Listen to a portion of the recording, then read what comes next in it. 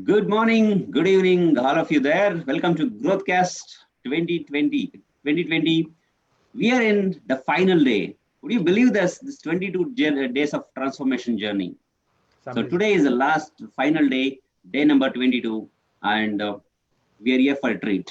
And this is one of the great day in Growthcast history. My name is Shivkumar Basanali, and joining me, my thinking partner, Venkatesh Bhagayat from Chicago. Morning, everyone. Good morning, Shiv. All of you, all the Growthcast warriors, leaders, all the audience, thank you for supporting us throughout this event.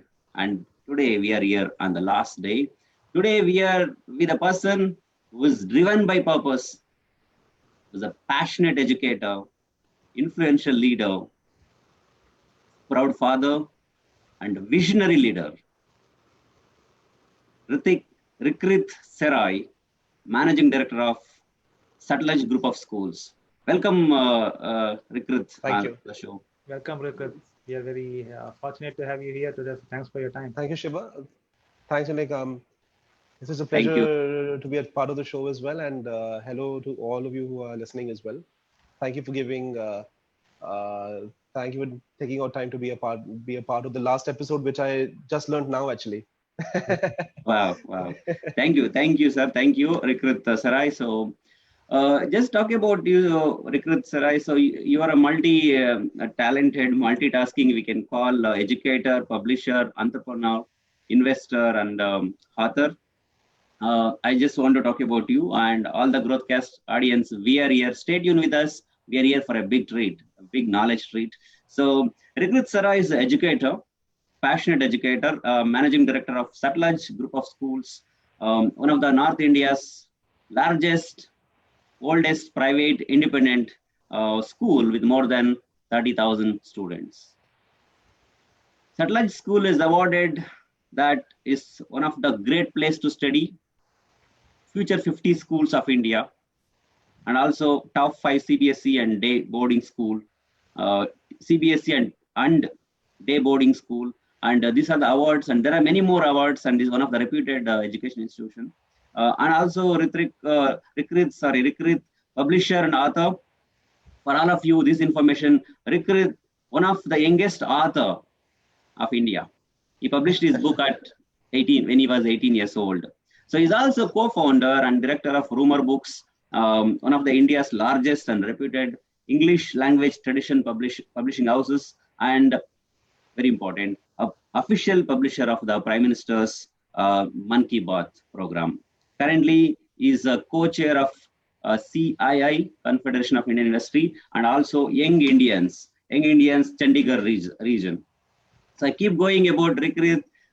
He's spoken at many educational forums such as World Education Summit, EdTech, Innovation Forum, CII School Summit, and he's also serving as a board member for many organizations, non-profit organizations, and he's an investor, advisor, mentor for more than 20 organizations. So this is about, there's more to talk about, but today we are talking about education today. So Reekrit is a passionate educator, is running education institutions for decades. So Reekrit Serai, so when it comes to your life or your passionate leadership journey, we have few questions here. Where did you grow up?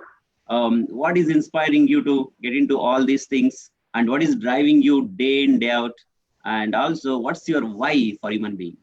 So over to you, Reekrit Serai. Right.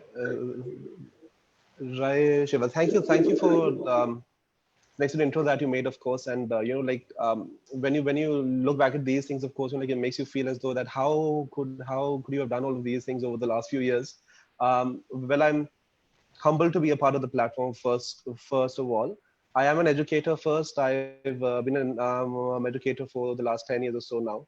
And then I've got the privilege of running such education institutions, which we have grown over the last 4 plus decades. Well, my why is simple in this case. My why over here is simple. Is that I am over here to spread the message of education. I am here to make sure that that we educate students about jobs of the future, about skills of the future, and that we bridge that necessary gap which isn't being built and bridged in terms of education institutions in the world at this point of time. So what particularly drives me? I think what drives me is this mission. So every day when I wake up in the morning, the first thing I try and search was that what is going on in the world of education. How can I educate my kids better? How can I make sure that they've got a better future? How can I train my staff better? So I think that's one thing that really drives me day in and day out. One other question that you asked was where I grew up. Well, I've had an upbringing which is pretty diverse, of course. So I was born in India. I was raised in London. I've done my education in different parts of the world as well. There's Canada, the UK. I've done my masters from there. So it's been an experience of different parts of the world, and possibly I think that's what I try and bring to the table in terms of my own work. So if it's publishing, if it's running our schools, if it's all of the other things that I'm doing as well. So I think the diversity of various industries from different parts of the world. That's what I try and bring in my work as. That's so powerful. Yeah, thank you, Reekrit. That's so powerful and fascinating journey of your life story.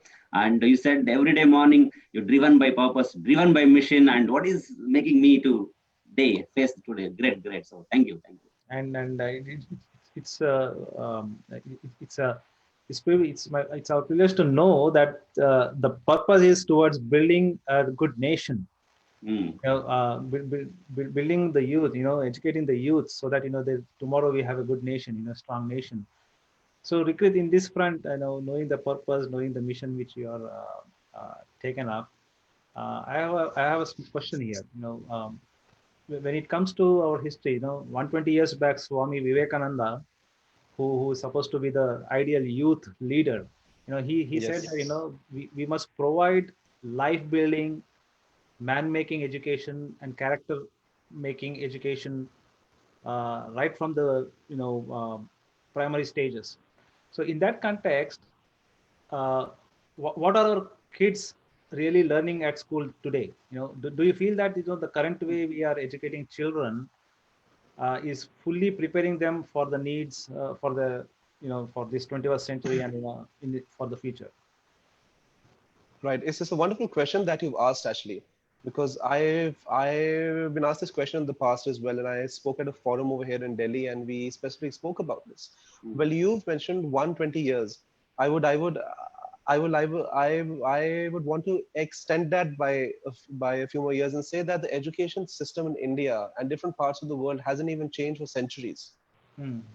So in India itself, the education system hasn't changed for the last 150 or so years. So if you look at this, Mr. British, who introduced the current the type of education that we have in India, and may I quote over here that to create a class of intermediaries between the British and the Indians. So that's how the whole bureaucratic education process was initiated in India around 150 years back, and it hasn't even changed since then. So I think that the biggest challenge that we're facing in terms of Indian education, at least, because since I'm based in India, is the fact that there has to be a revolutionary change in terms of how we educate our students. Otherwise, India is going to miss the bus, which we basically haven't as of now. But given the current situation and looking at the future, I think it's very important to have a drastic change in how we educate our students. That's great. That's so powerful, and we are listening from a visionary, educational visionary from India. So all the audience, all the growth cast warriors. So this is the learning about education today. Okay, expectation versus reality. So that Reekrit is we need that revolution, as you just said. We need that revolution to take place to change the system. Yeah. So, Reekrit, we also have other question when we talk about this learning environment. As we know, the world is moving at much faster pace. Like we're talking about artificial intelligence, neural networks, deep learning. So yeah, we're talking about all kind of things now. So when it comes to India or when it comes to a country, so what kind of learning environment is ideal for our kids to prepare them for the future? So what's your thoughts on that? Well, I have a feeling over here actually that the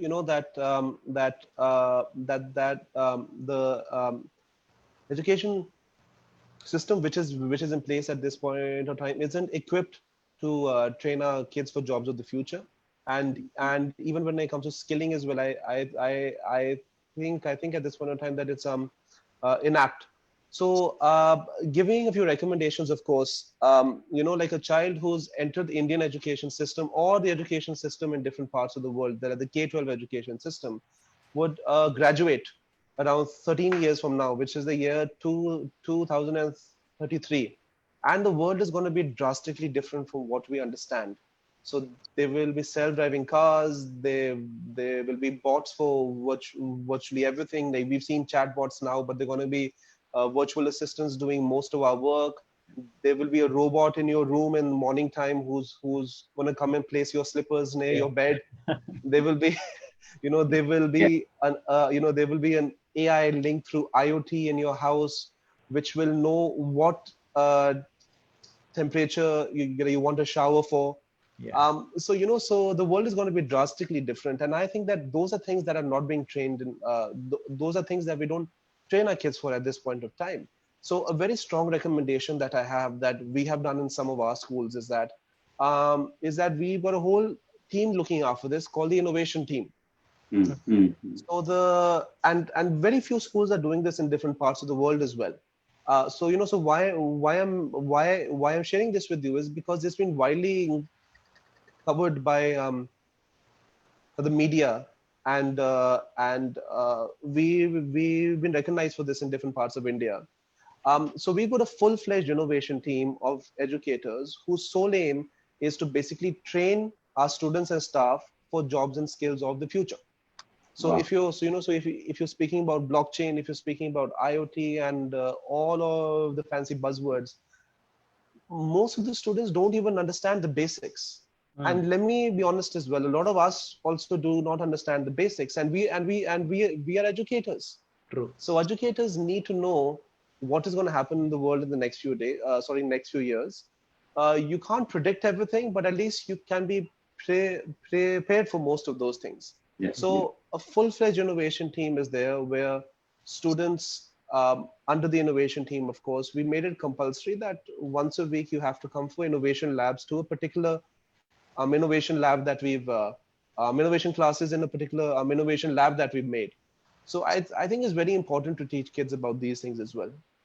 That's so insightful actually. So we are saying that no, we are away from the reality. Means not like most of the educators, they themselves don't know how to prepare the kids for the developing nation, the nation. That's great. So actually we were also discussing about the same point yesterday in the Think and Grow Rich, Andrew Carnegie's book.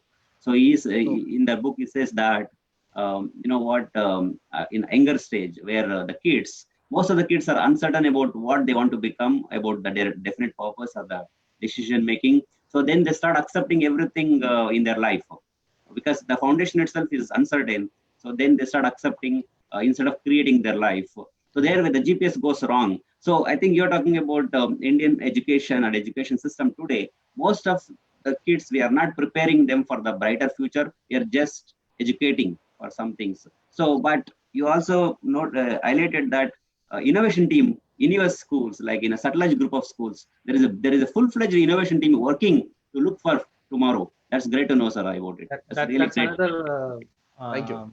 strength we can add in our education system. Every school, to their possible extent, Innovation lab. having these innovation labs, innovation teams, gives that platform to the students, to put in their creativity, and as Siva was just saying, it also creates that platform, equips them to design their life rather just by living by default, right? Yeah. I would just like to add one point over here, as in example of this actually. So like last year I was in one of our innovation labs, and there was a class about blockchain going on for grades 5 and 6 students, right? And these are very, very small kids, of course. Even if they, even if they are 11 or 12 years of age, they're very, very small. So they were being taught about how blockchain can be used in the banking system at this point of time, and you would be surprised as to the questions that were being asked in that classroom.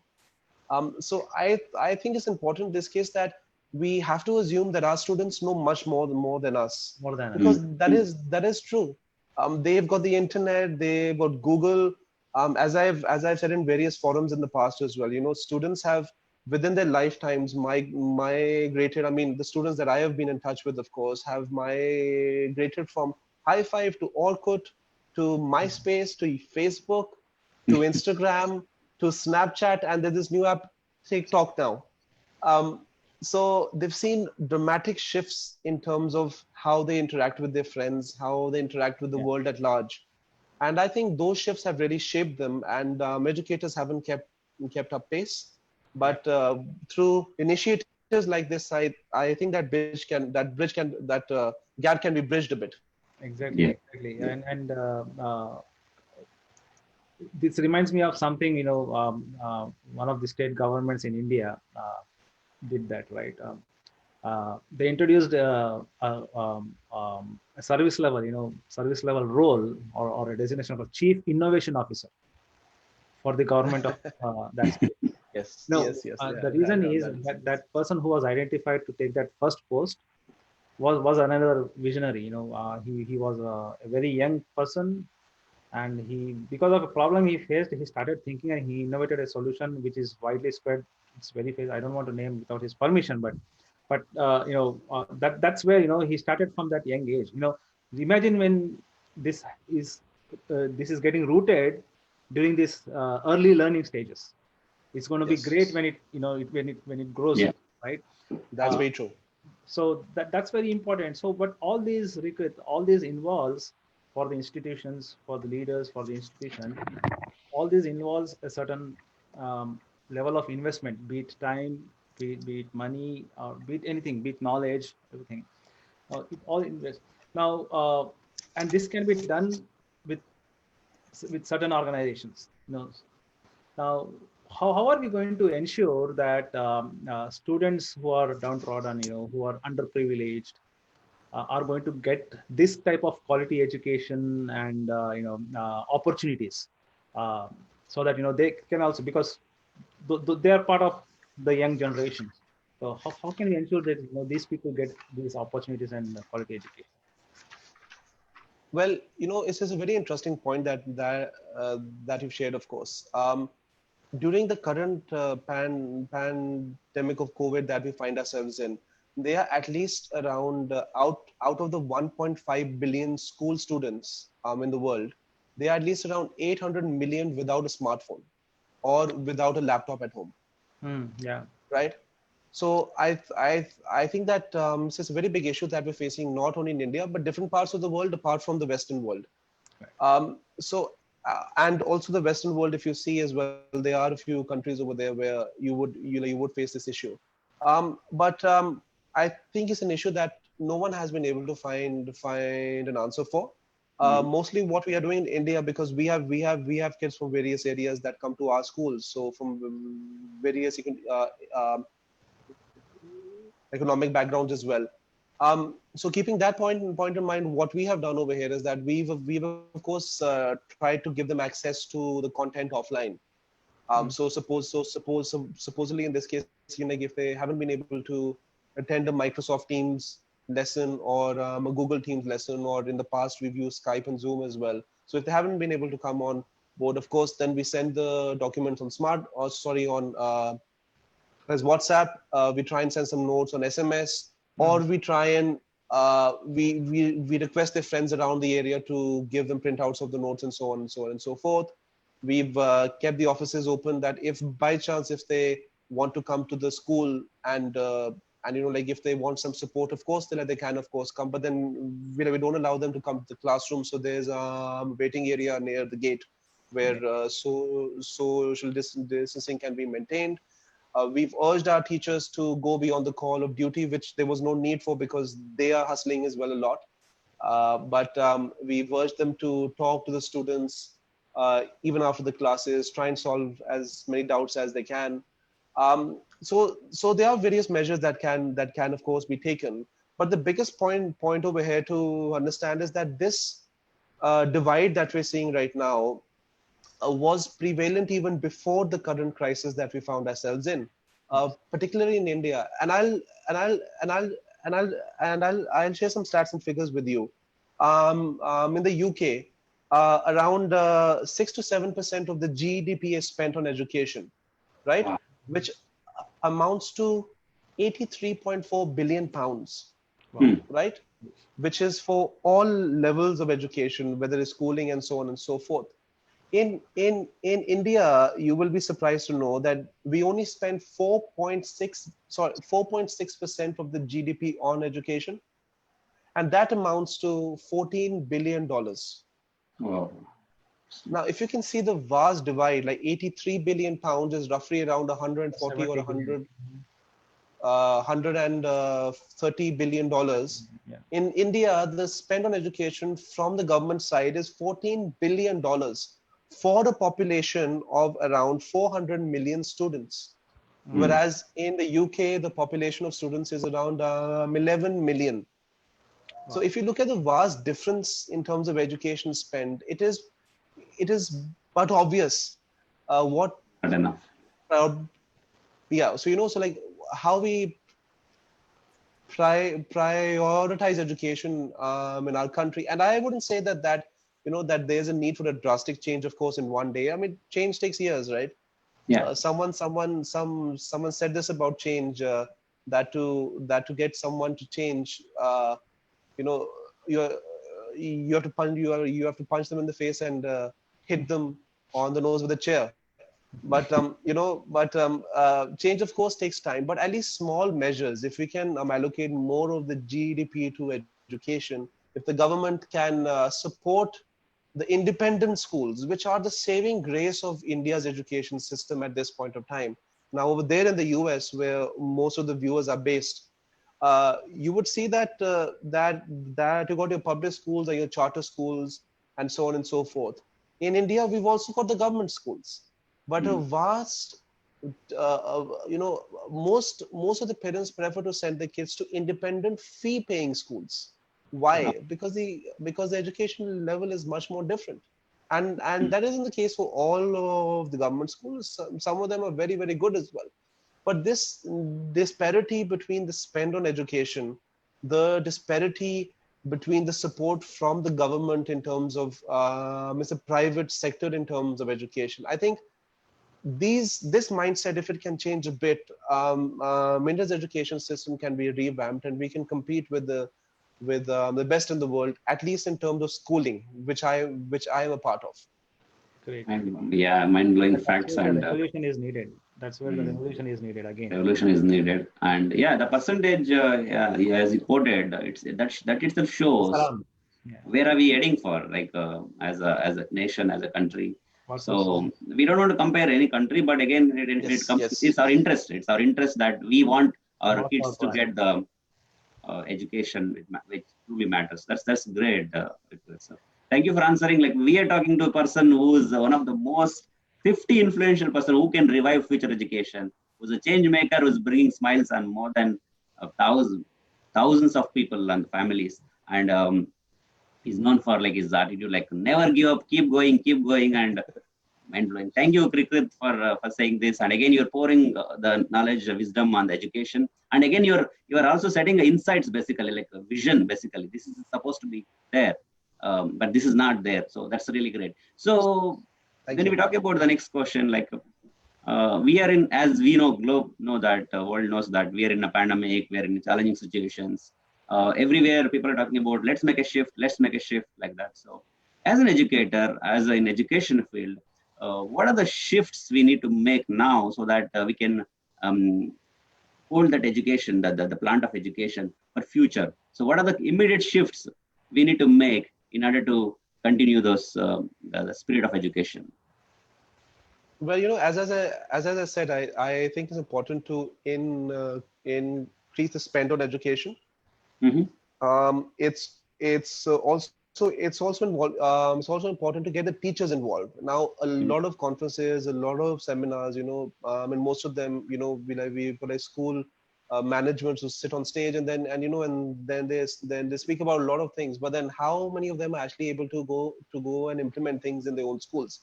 So Mm. it's important to practically understand how the Indian education system works and to come up with solutions which are unique to it itself. Yeah. So one unique solution which we can look at is that, as I said, the Indian education system hasn't changed for the last 150 years. Yeah. Why? Why aren't we open to having groups of students in a class? Why aren't we open to going in for detailed lessons of, let's say, like an hour to 2 hours once or twice a week, rather than a 40-minute lesson every day of maths or science and so on and so forth. So they are all things that can, of course, be done, but then that requires a debate. And I think that the biggest issue that we face in terms of education in India is it's a populism. It's just a part of populism in terms of the parties that are in power. So the policies are passed based on how the vote bank will react, and I've spoken about this in the past as well.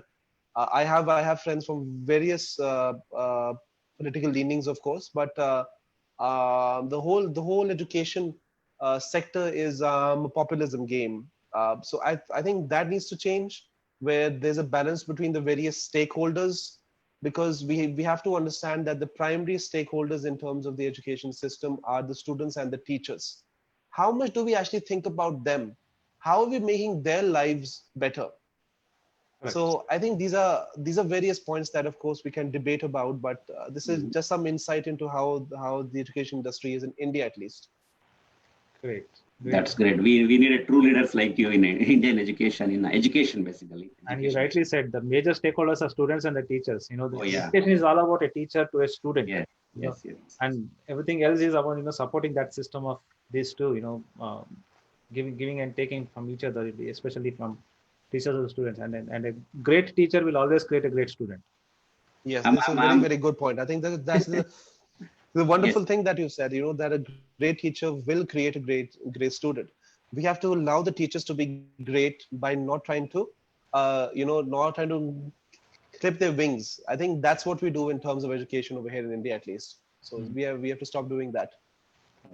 That's amazing to hear from you. So I just got a sub question here because I read your bio on the schools and all that. So you're also, you said like you're multi person basically, like educator, publisher, entrepreneur, author, investor. There's so many roles. Like how do you manage this when you wake up in the morning? Like how do you manage what to take, what not to take it? What's your day looks like? Well, you have to ask my team that, and that I'm sure that a few of them are listening to this at this point of time as well. So I think they will be able to answer that I am that I'm not an easy person to work with. I think, but I'm blessed to have a wonderful team. Wow. They understand the vision that I have. They work hard towards that vision, and the best thing is that they add their own vision to it and make it better. Wow. So very, very soon, sorry, just a few years ago, we had a vision of coming up with a franchise mm, model of the schools which we have. So we've got 12 schools that are fully owned by us, and one school which is franchised, which is based in North India in a state called Jammu and Kashmir. So for the viewers, of course, that's the uppermost state in India, like it's the border state. So we had a vision of coming up with a franchise system of our school. Now that was something new at that point of time. A lot of the staff could not even understand what this whole process was about. They were like, okay, you've got 12 schools and they're running fine. Why do you want to open more schools? So I think it was very important for the team to understand that they have become the thought leaders in terms of this as well. A lot of the heavy lifting is being done by them, I'm thankful to the wonderful team I have, without which I would not even be able to even do anything at this point of time. So That's it's all so, yeah. because of them, I feel. That's the leadership, empowering your team. It's the same. I mean, you just talked about the educators, as the leadership, as the management of these institutions. They sit on the stage, they do commitments, they do promises and all those things, but it's all about empowering the teachers, because Yes. as you said, the stakeholders are students and the teachers, and it holds the same within your system too. You're All empowering your the, teams. When the vision is shared, they add to your vision, their vision, and they They make add it to a the great, vision. make a great vision. Wonderful. Yes. that's great. It All the makes it growthcast audience, leaders, warriors. We are not just learning about education. We are learning leadership lessons also from. That's amazing. Actually, that's amazing. And yesterday in a session, we also, the other speaker was talking about, what, when our cause is much bigger than the person, the person Yes. becomes nothing. So this is their That's very example. true. It's another example. Yeah. You're leading by example. So as we go through this Satluj group of institutions and education community, we understand you base everything on sustainable growth. Sustainable Yes. growth. Basically, everything needs to be sustained where we start. So as a educator, passionate modern educator for Indian educator, what's your key message for our growth community, growth audience, and all over the people who are there on the plan? So what's your key message takeaway? Yes. So so what I feel at this point in time is that, as an educator, I think the key message to all of the educators out there is that you're a warrior. Just like we were doctors, just like we were other professionals at this point in time, I think the role of an educator is much more important, even during a crisis like this as well. So I think educators need to realize that, because they have been thrown into the deep end of the ocean, and we all sailing in the same boat. But I think their efforts are not being recognized as much as they should. So my key message to them is that, stick at it, stick to what you are doing, hone your skills. The better you teach your kids, the better you will feel, of course. So so being an educator is a lifestyle. This isn't a job in the end. You are always a teacher, even if you're So not teaching your kids as well. Like, at the end of the day, even if you're at home as well, you are still a teacher. So it's the most important profession in the world, apart from health workers, I feel at this point of time. So it's important that they realize that. Now, as a person who's a part of managements of various institutions, I would say that, um, um, for the leaders out there, because like most of the viewers are leaders, and then they Yeah. aspire to be leaders as well, Yes. in Growthcast. Well, it's important to be humble about the work that you are doing. Please understand, it is not just about you. One person cannot do anything. right. So, like my grandfather, who's also a very well recognized educationist, he passed away last year. He was one of the most foremost educationists in the region, of course, and then he's also the founder of the group of schools. So there was one particular thing that he kept on saying during the last years of his life, of course, that "Main chala." I mean, then I'll try and paraphrase, because I particularly can't speak Persian. But if I paraphrase this, it's like I set out on the path alone. Uh, pe- People came, and that's how the caravan was built. Oh, Wow. So मैं लोग आते गए, और कारवां, you know banta gaya. So that's what they say, like in Persian as well. So um, people are there to support you in your vision, but you've also got to take into consideration their vision as well. Why would they want to work with you? Is it the pay? Is it the work ethics? Is it because they personally like you? If they personally like you, that will not take you far, because it has to be a combination of various factors. So I feel what matters the most is the ethics, is the values, are the common principles that are shared within a team. If Great. those are in sync, then you can achieve anything. And I'm very blessed to say that the current teams that we have in our schools, I think the values and the principles align, and that's how we're able to do a lot of things. And in all of the other businesses, like the publishing house, and the various other teams that I'm a part of. So the principles, the values, and the morals, ethics, all of these need to be aligned, and everyone needs to be on the same page. And that's how an organization can grow, and that's how great things are done. Wow, Awesome. that's So so basically, true. align your teams based on your vision and their vision, Yes. leading to your purpose. Wow. Exactly. Yes. So that's so powerful actually. So we are learning from Reekrit Serai, so managing director of Satluj Group of Schools, and there are many more things there. So I think we really gone through, like Reekrit was talking about the what's education and challenges and the shifts we need to make, and all he was talking about, like real application matters more than the theory we learned in the classroom. We need to apply. That's where the magic happens, the growth happens. Thank you, Reekrit, for joining for our broadcast today as a final day chief guest. Okay, so this is treat basically for all of us, and Yeah. this is beautiful insight. Basically, even we are learning, saying that so many things are missing in our education. Definitely, I think. Venkat, thank you joining Thank you from very much. Chicago. Thank you, Reekrit. Pleasure having you here today. Thank you, Yeah, both of you. Thank you both. We had a wonderful time, and I'm very, very happy to see the questions that came my way. And I hope I was able to answer them. Oh, I mean, it You know, was and very valuable, Reekrit. I mean, yeah, very valuable and highly insightful wisdom we learned from you. And thank you thank you all very of you for much. joining. All the growthcast warriors, just thank go you for very it. much. Rock the world. Thank Rock the you. world. Let's grow. Let's go. Thank you very much, everyone.